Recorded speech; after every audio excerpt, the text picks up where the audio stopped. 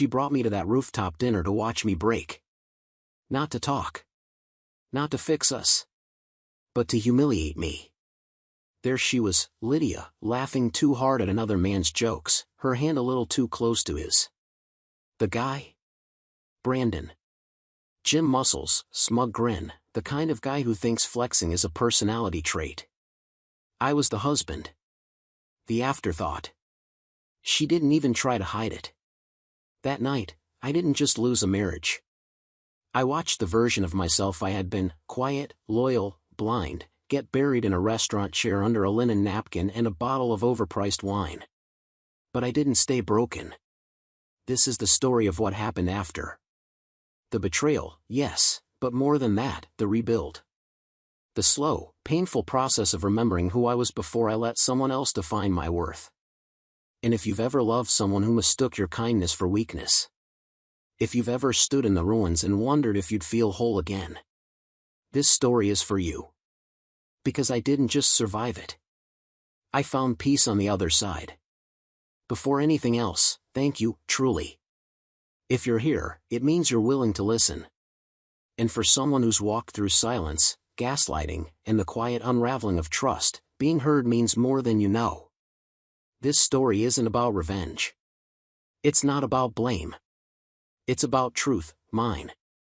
It's about what happens when love turns into control, when loyalty becomes a leash, and when the person you gave your life to becomes the one who tears it down. But it's also about what comes after. If you've ever been made to feel small, replaceable, or unseen, this story is for you. If you've ever had to pick yourself up, piece by painful piece, and figure out how to breathe again, you'll see yourself in these pages. Not because our paths are identical, but because healing? It speaks a universal language. So take a breath. Clear your mind. And come with me, to the night it all cracked open. To the moments I nearly lost myself. And to the quiet strength I never knew I had. This isn't just where my story ends, it's where yours might begin, too. Let's dig in. Camden.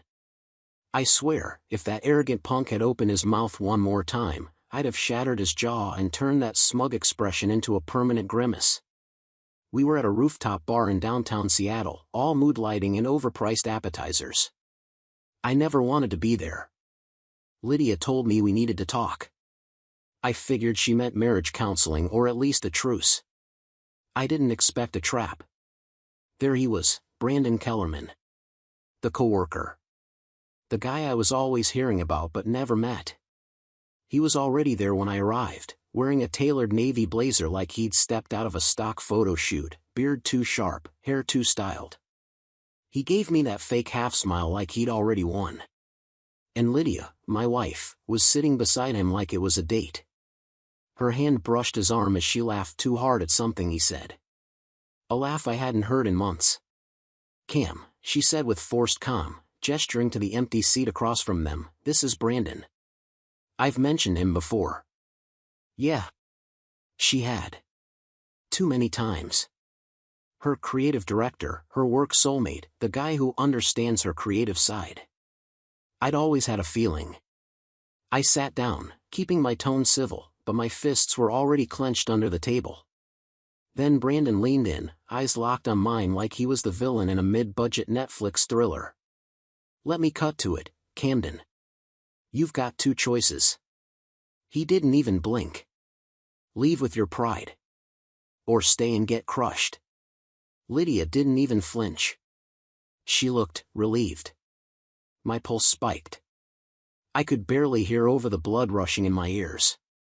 I repeated the words in my head like a bad joke. "Leave with your pride. Or stay and get crushed." He thought I'd walk. That I'd roll over and let them erase me from my own life. I took a breath, exhaled slow, and looked him dead in the eye. "You want your jaw intact or wired shut?" Then I stood and cleared the damn table, with his face. Glass shattered. A wine glass exploded, red across Lydia's ivory blouse. Screams erupted. Brandon tried to stand, bad move. I hit him once. Hard.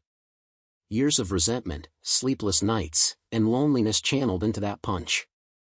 "Cam, stop." "You're embarrassing me," Lydia shrieked. Embarrassing her. After she dragged me here to be discarded like a threadbare coat. Security rushed in. I was pulled out, blood on my knuckles, Brandon still wheezing behind me.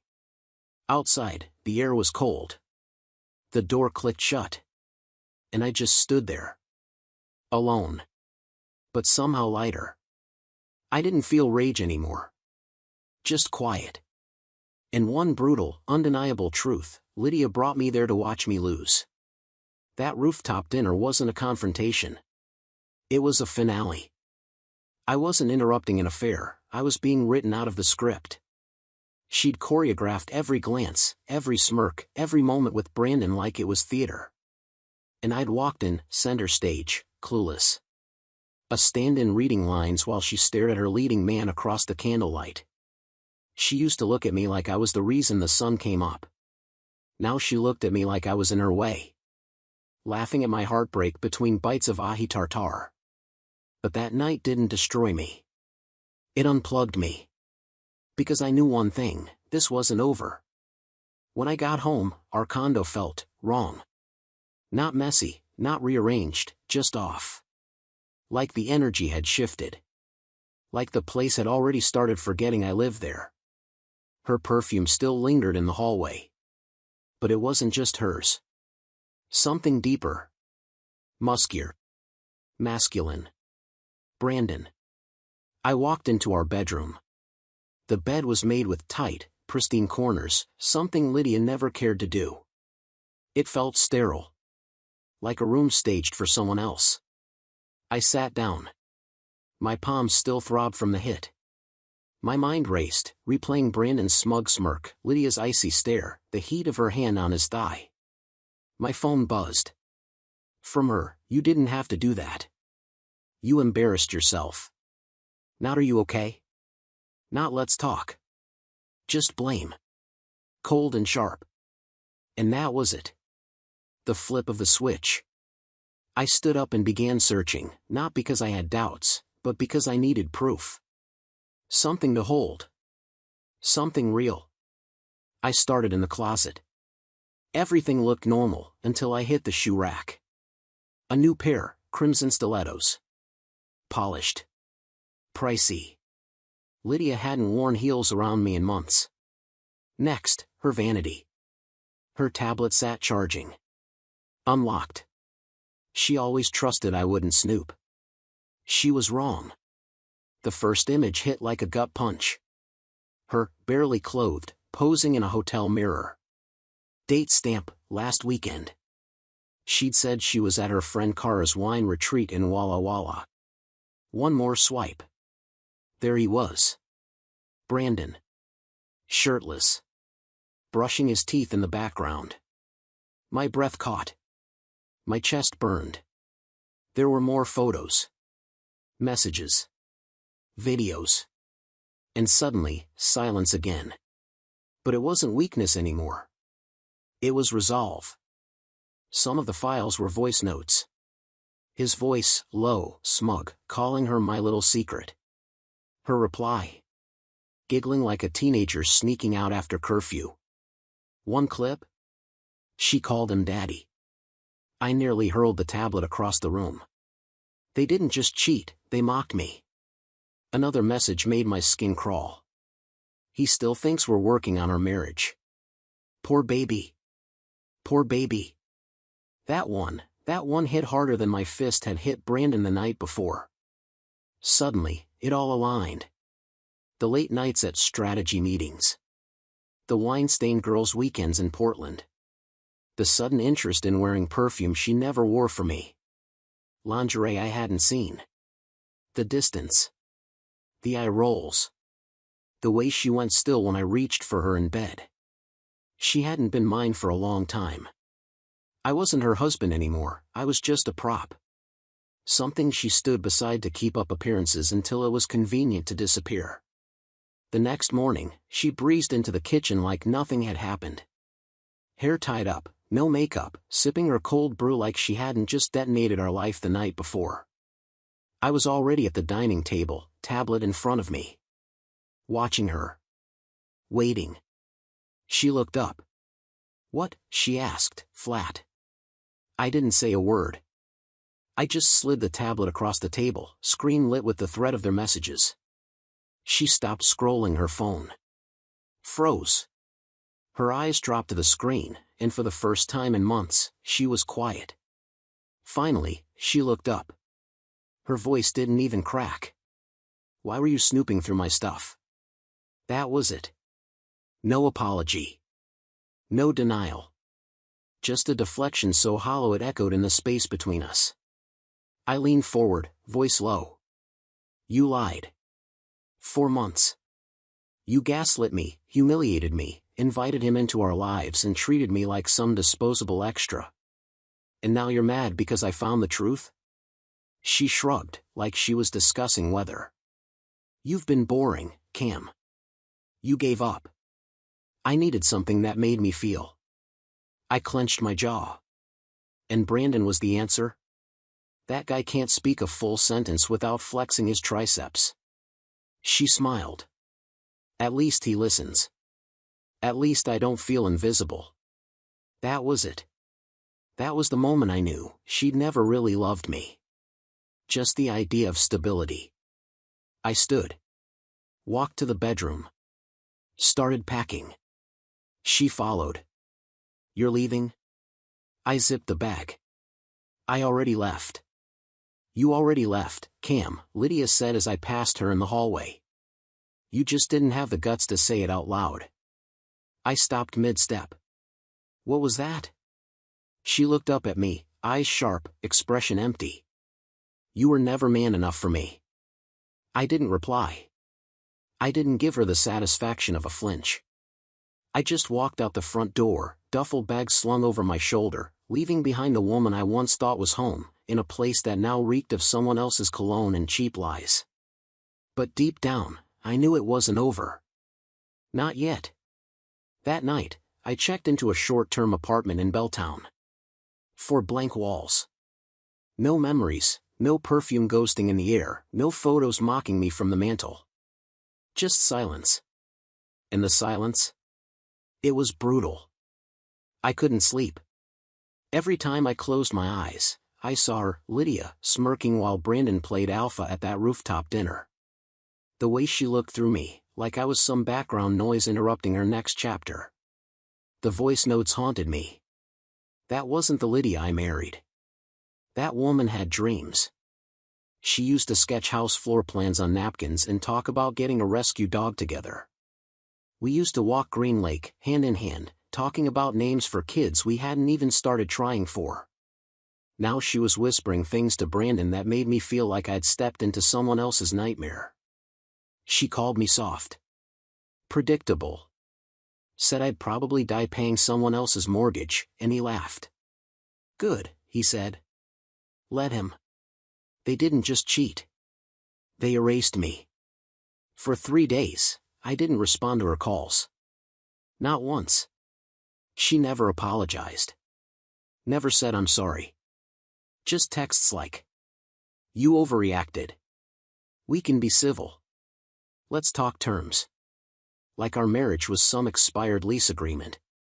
On the 4th day, she knocked on my door. I opened it. And there she stood, hair down, no makeup, that innocent gray sweater she used to wear when we binged Netflix on Sundays. "Can we talk?" she asked. I stepped aside. She walked in like she still owned me. Sat down. Crossed her legs. Unbothered. "You've had your tantrum," she said, voice crisp. "Now let's figure out what comes next." I leaned against the edge of the kitchen counter, the cool stone grounding me as the storm built inside. "You're acting like you didn't just nuke everything we had," I said, voice low. She exhaled, dramatic, tired. "It wasn't working, Cam. You were distant. You stopped seeing me." I let out a bitter laugh. "I saw you every single day. I tried. You pulled away. You got cold. And instead of saying a damn word, you handed yourself to some gym bro with the personality of a protein bar and gave him what you promised was mine." "Don't be so dramatic," she snapped, rolling her eyes. It's not like I planned any of this. No? I stepped closer. Then explain the hotel reservations under your name. The lingerie tags still in the Nordstrom bag. The mirror selfies. The voice notes. The videos. She flinched, barely, but it was there. And explain why Brandon thought he had the right to tell me to step aside like I was just squatting in my own life. Her mouth twisted into something halfway between a smirk and a sneer. You're making this into a crime scene. No, I said, my voice hardening. What you did wasn't murder. It was an assassination. You didn't just leave. You killed the man I was, and you didn't even have the decency to bury what was left. That hit something. She stood up fast, her chair scraping against the hardwood. I needed more, Cam. You don't get it. You stopped trying. You came home, cracked a beer, watched the same shows, became the same safe, beige version of the man I married. So instead of telling me, you started sleeping with someone else and made me believe I was the reason we were falling apart? She headed toward the door. You always had to be the victim. Maybe if you'd been more of a man. Stop right there, I said. I don't still have a wife. I never did. I had a parasite. One that smiled while it drained me. She turned. Dark eyes. Cold voice. You think I didn't suffer too? I wasted years pretending I was happy. You didn't pretend, I shot back. You lied. And then she said it.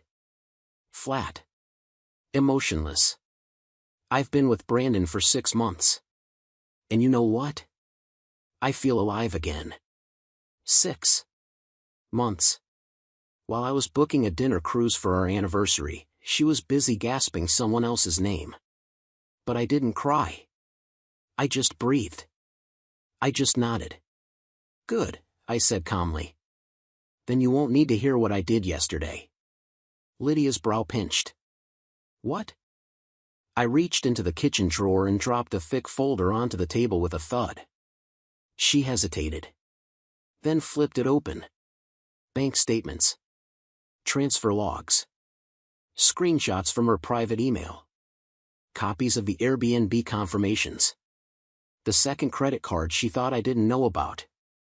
Her conversation with Brandon, talking about how to shift her bonus into a side account he couldn't accidentally see. I'd hired someone, a retired detective who owed me a favor from years back when I fixed his back deck for free. He didn't ask questions. Just delivered. Lydia stared at the folder, blood draining from her face. Camden, what is this? I locked eyes with her. Evidence. Her lips parted, but no words came. I'm filing for divorce. Today. And I'm keeping everything. I've already frozen the accounts. That new condo your boy Toy thinks you're affording? You're not. And when he sees this folder, he'll know exactly what happens when you mess with the kind of man you thought was too soft to fight back. She reached toward the folder. I pulled it away. We're done, I said. Get out. For the first time in weeks, her eyes wavered. A flicker of fear. But it was too late for that. Too late for apologies wrapped in crocodile tears. The man who begged for her attention. Who booked anniversary dinners alone. He died on that rooftop. What stood in his place now wasn't angry, it was finished. 3 days later, Brandon showed up outside the architecture firm where I work. Bold move. Real tough guy entrance. Leaning against his matte black Dodge Charger, arms crossed, mirrored sunglasses like he was auditioning for a sequel to Drive. He saw me leaving the parking garage. Camden, he called, casual, like we were meeting for happy hour. You got a second? I didn't answer. Just kept walking. He stepped into my path. Hey. Look, man. I didn't know she'd go about it like that. I figured she'd break it off clean. I didn't want to drag you into that dinner scene. You figured, I repeated. I looked him over. He smelled like cologne and insecurity. And I wasn't in the mood for games. You figured, I repeated, voice calm but loaded. You figured you could slide into my wife's life. Into her body. And I'd just vanish like I never existed. Brandon raised his hands, palms out. I get it, man. You're pissed. But let's not pretend she didn't make her own choices. I didn't force her. I stepped closer. She chose. And so did you. So whatever fantasy you had of taking my place, erase it. I leaned in. You're not the alpha. You're a side piece who got a little too confident. His grin faltered. A crack in the mirror. You should know, he said, puffing up again, she's talking about moving in with me. Perfect, I said. She'll look great on your Instagram. Right next to your ego and your protein powder collection. His jaw twitched. You don't scare me, Camden. Then you're even dumber than I thought, I replied, leaning in, low and steady. Because I should. For a second, just a flicker, he flinched. Just enough to see the truth behind the facade. He wasn't built for conflict. He was built for cameras and compliments. I turned and walked away. Because the real damage? It wasn't going to come from a punch. It would come from everything I'd prepared. Back at my rental, I opened my laptop and dove back into the digital trail she left behind. Financial records. Hotel charges. Spa packages billed to our joint account. Jewelry he wore in photos, my money. She even transferred money to an account under her sister's name. Sloppy. Bold. Arrogant. But what hit hardest wasn't the betrayal, it was the ease. How naturally Lydia lied. How convincingly she'd said I love you while sleeping in another man's arms. Every receipt I printed. Every password cracked. Every careless message between her and Brandon. Another nail in the coffin of the woman I once trusted with my future. That night, my phone buzzed. Her name lit up the screen. Lydia. I let it ring 3 times. Then answered. Camden, she said, soft. Measured. Less venom now. What? She hesitated. I didn't think you'd react like this. Like what? I said. Like a man who got played. Cheated on, humiliated, and treated like a spare part. I didn't mean to hurt you. I stared at the wall. That's the only part one actually believe. Yes, you did, I said into the phone, voice low but firm. You just didn't think I'd fight back. There was silence on the other end. I could hear her breathing, shallow, nervous. He's not who I thought, Lydia finally said. I said nothing. I thought he'd be stronger. Protective. Translation, she thought Brandon would swoop in and shield her from consequences. That he'd handle the mess. Be the safety net I once was. Another pause. I made a mistake. I closed my eyes and shook my head, even though she couldn't see me. No, Lydia. A mistake is forgetting to pick up milk. A mistake is losing your temper in an argument. What you did. I exhaled slowly. You built this. Lie by lie. Week after week. Hotel bed after hotel bed. I paused. You just didn't think I'd be the one to burn it down faster than you could stack it. She tried to speak again, but I was done. I hung up. I didn't need her apologies.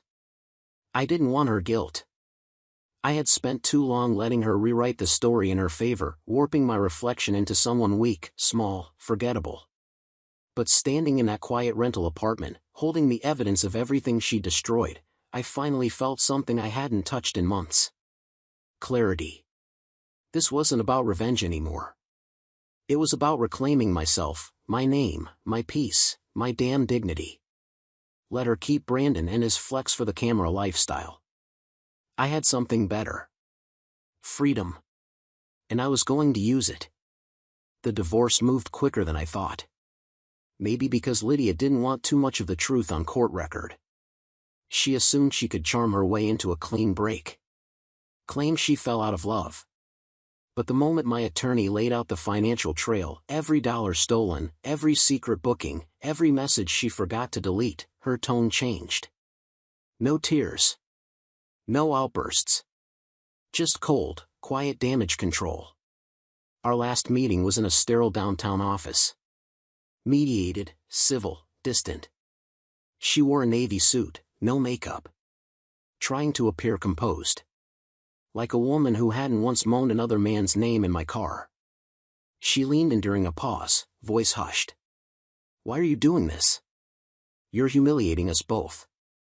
I looked straight ahead. "You're not ashamed of what you did," I said.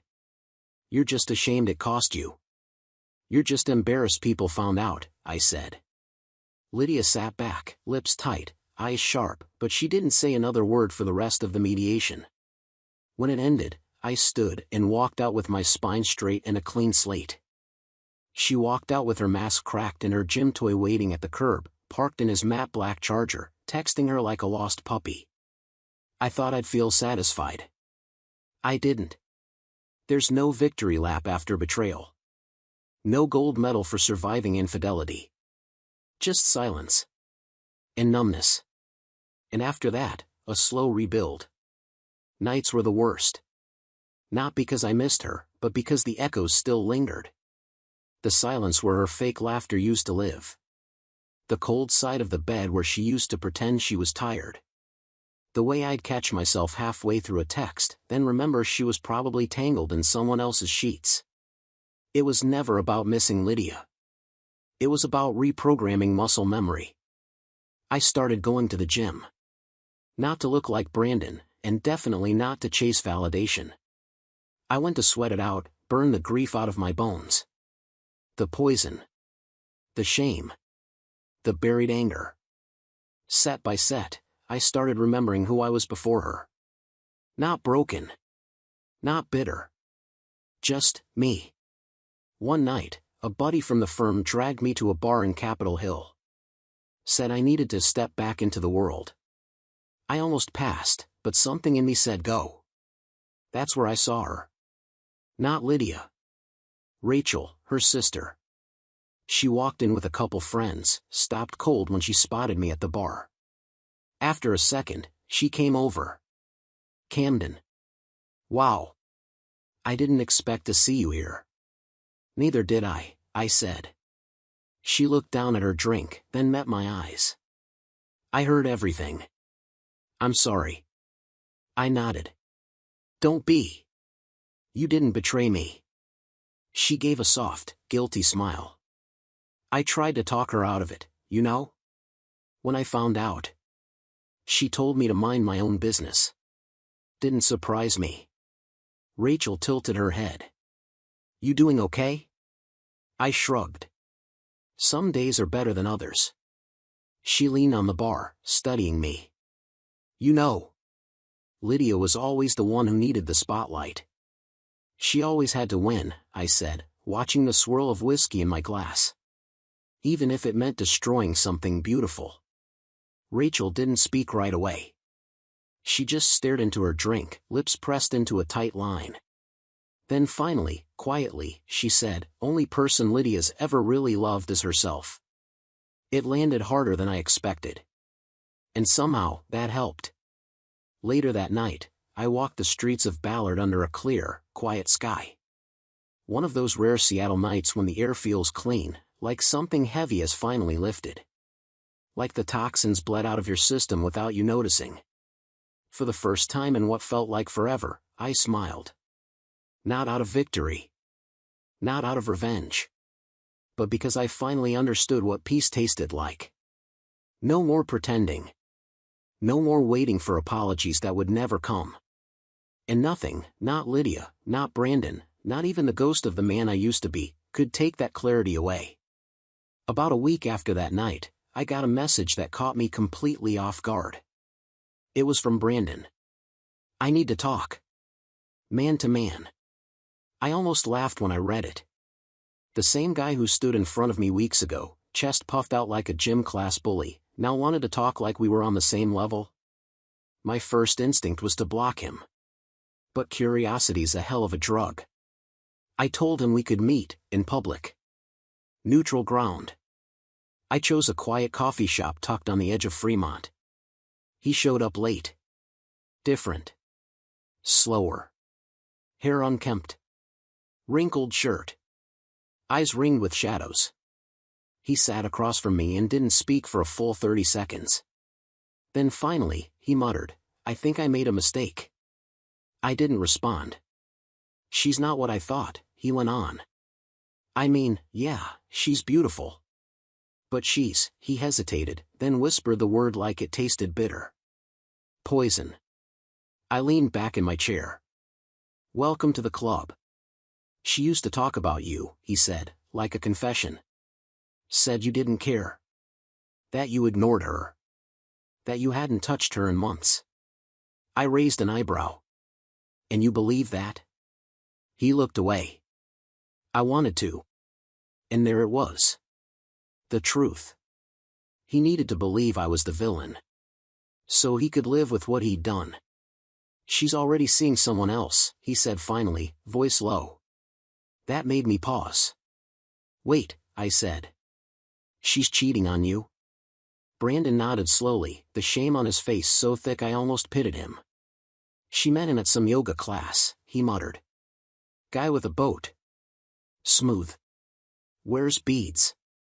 She swears it's nothing. Says I'm being paranoid." He rubbed his temples. "But I know the signs now. The late texts. The girls' weekend in Spokane. The new underwear that somehow never shows up in the laundry." He looked up at me, eyes dull. "It's déjà vu.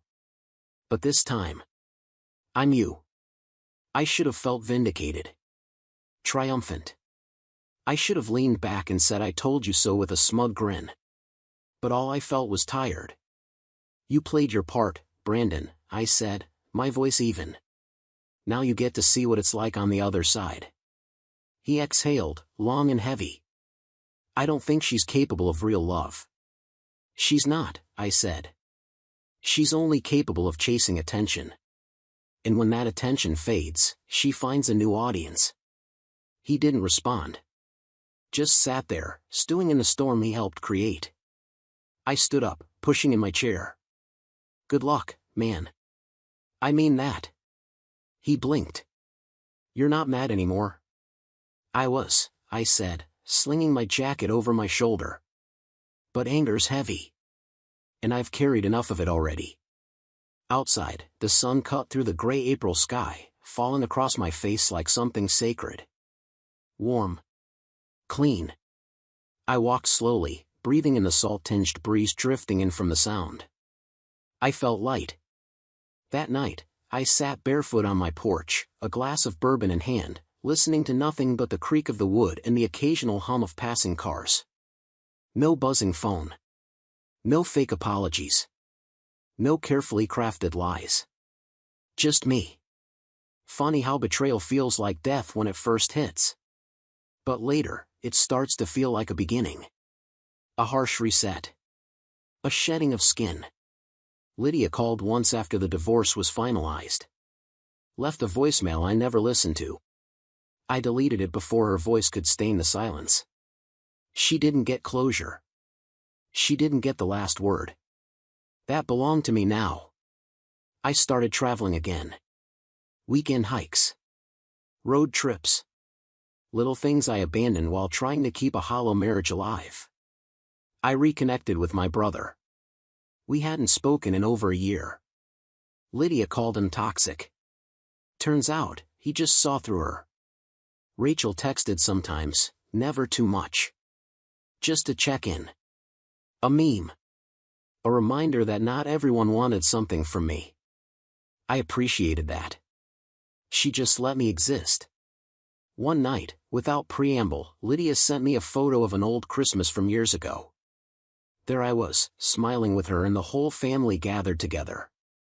I stared at that photo for a long time, the genuine smile on my face, the way I once held her hand. Back then, it wasn't an act. I wasn't faking it. She was. That was the stark difference. I've learned to stop mourning what never truly was. The love I thought I had. The marriage I believed we shared. It was my truth, not hers. And that realization? It meant everything. Because now, I've got something she'll never have. Peace. Accountability. A soul that didn't corrode when the lies finally came crashing down. While she's probably still out there chasing that fleeting high, the next man to worship her until he finally sees behind her smile, I'm building again. Brick by brick, with something real. Months passed. Seasons shifted. I stopped counting days and instead celebrated the small victories, waking up without that gnawing pit in my stomach, eating without a constant metallic tang of anxiety, sleeping through the night without nightmares of her voice whispering deceit. Then, one morning, I opened my email and saw her name again, Lydia. The subject line read, Camden. Please, just hear me out. I froze, staring at it for nearly 5 minutes before clicking it open. Camden, I know I'm the last person you want to hear from. I wouldn't write if it weren't important. I messed up. I see that now. Brandon is gone. I'm alone. Her words spilled out. She had time to think about everything, about us, about what she did, what I did, and what it all meant. She said she didn't expect forgiveness, but she needed me to understand that she was lost. That she wasn't trying to hurt me, only to feel something, anything. And she admitted, in a way that hurt more than her betrayal ever did, that the only time she ever felt truly seen was when I was around. That maybe I was taken for granted. I read her message once. Then again. And finally, I deleted it without replying. Because here's the thing, she never truly wanted me. Not then, and not now. She didn't want me, not the version of me who had learned how to breathe without her, who had stopped begging for love disguised as scraps of attention. She wanted the man I used to be. The one who bent. Who shrank himself to fit into her version of happiness. Who twisted his needs into silence just to keep the peace. But that man died the night she humiliated me in public and looked at me like I was dead weight she couldn't wait to unload. What Lydia really missed was the safety I gave her. The loyalty. The comfort of knowing someone would always clean up the emotional wreckage she left in her wake. She didn't miss me. She missed being adored. That's the difference. And by then, I'd already started seeing someone new. Her name was Claire. I met her by accident, at a bookstore tucked between a florist and a bakery in Queen Anne. I dropped a worn copy of The Stranger by Camus. She picked it up, glanced at the title, and said, "Heavy read, for someone with kind eyes." We talked for an hour, standing by the philosophy section. Then coffee. Then long walks through Discovery Park. Then nothing, for a few weeks. Because I needed space. I told her I had scars. She just smiled and said, "Good. Scars mean you're healing." Claire didn't rush me. Didn't dig. She just showed up. Steady. Kind. Honest. With her, everything felt easy. No performance. No eggshells. She never brought up Lydia, except once. It was after my phone buzzed and I froze when I saw that name light up again. "You don't owe me the story," she said. "But if you ever want to tell it, I'll be here." And I did. Eventually. It was a quiet Sunday. Rain tapping the windows. Her hand in mine. I told her everything. Not for pity. Just to let it go. Claire didn't interrupt. She didn't ask for more. When I finished, she said, "That was never about you." That was her broken reflection, looking for a mirror. That line stayed with me. A few weeks later, I drove past the old house. Ours, back when it felt sacred. It looked smaller now. Faded. The lawn was overgrown. Shutters crooked. Like it had given up trying to impress anyone. I didn't stop. I just kept driving. And I smiled, not out of spite. Not because I'd won. But because I survived. Lydia once said I was too soft. She was wrong. That she thought I'd crumble without her. that I'd fold without the chaos she brought into every room. But here I was, standing tall. Scarred, sure. But unshaken. The storm came. And it passed. And all it really did was clear the horizon. Now, I see things better. I trust sharper. I walk steadier. I laugh deeper. There's a strange kind of peace that comes from losing everything. It strips you bare. Makes you appreciate what actually matters. Like mornings that start with black coffee and no tension hiding between the lines. Like evenings wrapped in someone's voice who doesn't weaponize silence. Someone who speaks gently, and means it. Because real love? It doesn't arrive like a wrecking ball. It walks in soft. And stays when everything else runs. It was a crisp Friday evening. That kind of early autumn in Seattle where the sky turns a deep navy and the air smells like new beginnings. I was sitting on the balcony of my new place, smaller than the old house, but warmer in all the ways that count. Claire was inside, humming as she moved around the kitchen. Barefoot. Dancing like no one was watching to a song only she could hear. I watched her for a while through the glass. And something in me settled. Not relief. Not distraction. Peace. Not the kind you fake. The kind you earn, after walking barefoot through betrayal and coming out the other side with your soul still in one piece. I thought about Lydia again. Not often anymore. But sometimes. Like you remember a fever dream, blurry, unreal, with flashes of pain that don't sting the same way they used to. She was a name in a closed chapter. And Brandon? Just a footnote. A lesson. I learned that love without respect is poison. That loyalty without honesty is just a leash. That some people only know how to take, until you forget you ever had something to give. But I also learned that surviving betrayal doesn't make you bitter. It makes you aware. It makes you grateful for softness when it finds you again. Claire stepped outside, wrapped in a blanket, and leaned her head on my shoulder. "You okay?" she asked. I nodded. "Yeah. Just thinking." "About her?" I paused. Then smiled. "About how far I've come." She didn't press. She didn't need to. Some stories don't need repeating. The ending already said enough. Some people don't need to be hated. They just need to be understood, and then left behind. I looked out over the horizon, where the sun dipped gently into Puget Sound, streaking the sky with amber and deep navy. A new chapter had already begun. Not with fireworks. Not with vengeance. Just honesty. If I could speak to the version of me from back then, sitting at that rooftop restaurant, heartbeat cracking with every forced laugh Lydia gave that man, I'd tell him this. You won't break. She'll try to convince you it was you. That you were the burden. That you didn't do enough, say enough, be enough. But you were. You were the anchor. The stability. The one who stayed. You were the heartbeat in a marriage that had flatlined long before you realized. And when she walks out, thinking she's sprinting towards something better, she's not. She's just running from her own reflection. Let her go. Heal. Grow. Remember who you were without the weight of her voice in your ear. And one day, when real love finds you again, it'll be soft. Not desperate. Not performative. Gentle. Steady. It won't raise its voice to be heard or hide behind chaos to feel exciting. It will show up. And stay. Claire reached across the small table on our balcony and squeezed my hand. I looked over at her, and for a second, everything inside me went still. She wasn't trying to fix me. Or complete me. Or mold me. She just saw me. Fully. Without flinching.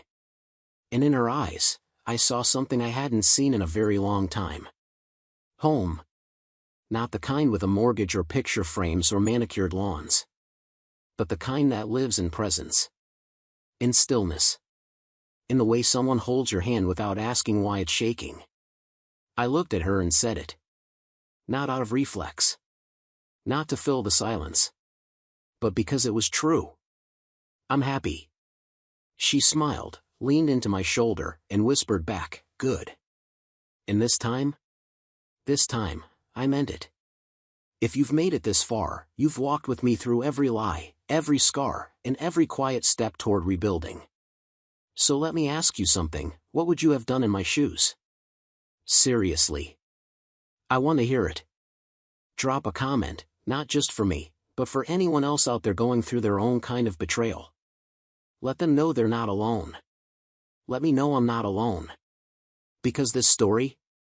It wasn't just about a failed marriage or an affair.